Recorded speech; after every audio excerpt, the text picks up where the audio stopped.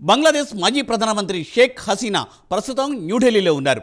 అయితే ఆమె కుమారుడు సాజిబ్ వాజిద్ మాత్రం తన తల్లి బంగ్లాదేశ్ ప్రధానమంత్రి పదవికి రాజీనామా చేయలేదని స్పష్టం చేశారు. ప్రస్తుతం సోషల్ మీడియాలో వస్తున్న వార్తలన్నీ కట్టుకథలని ఆయన కొట్టి పారేస్తున్నారు. దేశంలో ఎన్నికలు ఎప్పుడు జరిగినా తన తల్లి ఢాకా వెళ్లి ఎన్నికల్లో పోటీ చేస్తారని స్పష్టం చేస్తున్నారు ఆయన.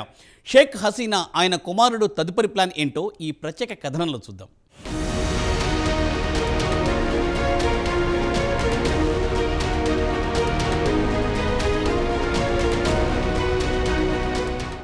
బంగ్లాదేశ్ మాజీ ప్రధానమంత్రి షేక్ హసీనా అధికారికంగా రాజీనామా చేయలేదని ఆమె కుమారుడు సాజిబ్ వాజిద్ స్పష్టం చేశారు. సోషల్ మీడియాతో పాటు వార్తాపత్రికల్లో వస్తున్న వార్తలన్నీ కల్పితాలేనని ఆయన తోసిపుచ్చారు. తన తల్లితో ఇప్పుడే మాట్లాడి వాస్తవాలు తెలుసుకున్నారని, ఆమె ఢాకా నుంచి ఇండియాకు బయలుదేరే ముందు కూడా రాజీనామా చేస్తున్నట్లు ఎక్కడా ప్రకటించలేదన్నారు.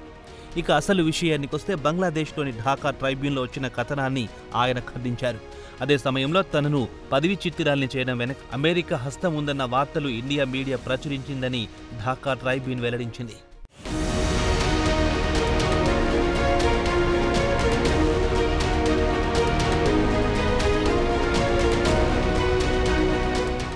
మీడియాలో వస్తున్న వార్తలను వాజిద్ తోసిపుచ్చారు. తన తల్లి వీసాను రద్దు చేశారని పెద్ద ఎత్తున ప్రచారం జరుగుతోంది. ఆమె ఏ దేశంలోనూ తన రాజకీయ శరణార్థి హోదా కావాలని దరఖాస్తు చేసుకోలేదని స్పష్టం చేశారు.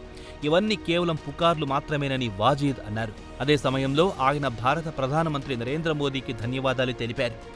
భారత ప్రభుత్వం కూడా ఒక్క క్షణం ఆలస్యం చేయకుండా యాక్షన్లోకి దిగింది కాబట్టి తన తల్లి ప్రాణాలను కాపాడారని, దీనికి భారత ప్రభుత్వానికి రుణపడి ఉంటారని చెప్పుకొచ్చారు. భారత ప్రభుత్వం బాధ్యతాయుతంగా ప్రవర్తించిందని కితాబిచ్చారు.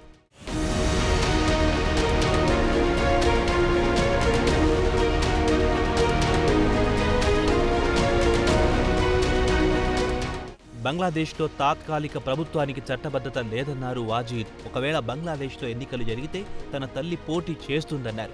ఇప్పటికీ తమకు 40% ఓటు బ్యాంక్ ఉందన్నారు.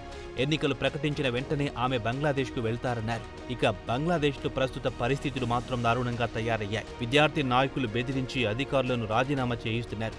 తాజాగా బంగ్లాదేశ్ బ్యాంక్ గవర్నర్తో పాటు 2 డిప్యూటీ గవర్నర్లను బలవంతంగా రాజీనామా చేయించారు. వీరితో పాటు సెంట్రల్ బ్యాంక్ సలహాదారు కూడా రాజీనామా చేశారని ఢాకా ట్రైబ్యూన్ వెల్లడించింది.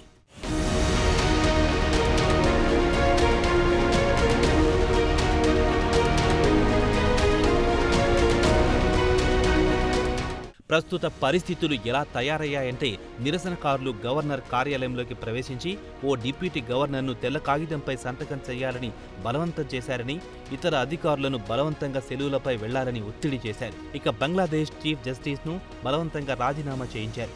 గత శనివారం నాడు ఆయనకు 1 గంట సమయం ఇచ్చి రాజీనామా చేయాలని డిమాండ్ చేశారు. లేదంటే భవనంలోకి దూసుకొస్తామని హెచ్చరించడంతో ఆయన విధి లేని పరిస్థితుల్లో రాజీనామా చేయాల్సి వచ్చిందన్నారు. అయితే సోమవారం నాడు బంగ్లాదేశ్ కొత్త చీఫ్ జస్టిస్గా రెఫాత్ అహ్మద్ ప్రమాణ స్వీకారం చేశారు.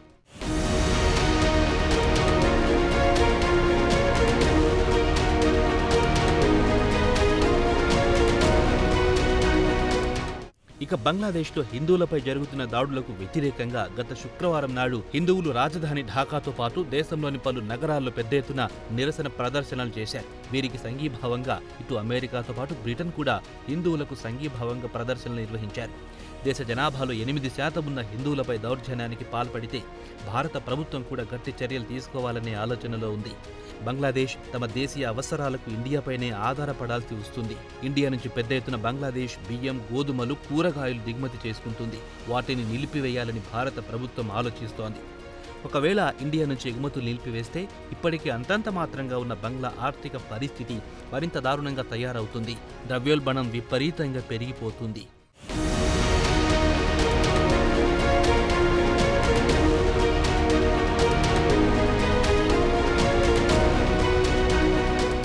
ప్రస్తుతం విద్యార్థులు పెద్ద జోష్ మీదున్నారు. కొన్ని రోజులైతే కానీ వాస్తవాలు తెలిసిరావు. ఎందుకంటే బంగ్లాదేశ్ మొత్తం టెక్స్టైల్ రంగంపై ఆధారపడి నడుస్తోంది. ఇప్పటికే విదేశాల నుంచి వచ్చే ఆర్డర్లు తగ్గిపోయాయి. అలాగే బంగ్లాదేశ్లో టెక్స్టైల్ రంగంలో పెద్ద పెద్ద కంపెనీలు ఇండియన్లవే. వారంతా ఇండియా వైపు చూస్తున్నారు. క్రమంగా ఈ కంపెనీలు ఇండియాకొస్తే బంగ్లాదేశ్ ఫినిష్ అనే టాక్ వినిపిస్తోంది. కాబట్టి రేపో మాపో తిరిగి బంగ్లాదేశ్ ప్రభుత్వం ఇండియాతో కాళ్ల బేరానికి రావాల్సిందేనన్న టాక్ న్యూఢిల్లీ పొలిటికల్ సర్కిల్స్లో వినిపిస్తోంది.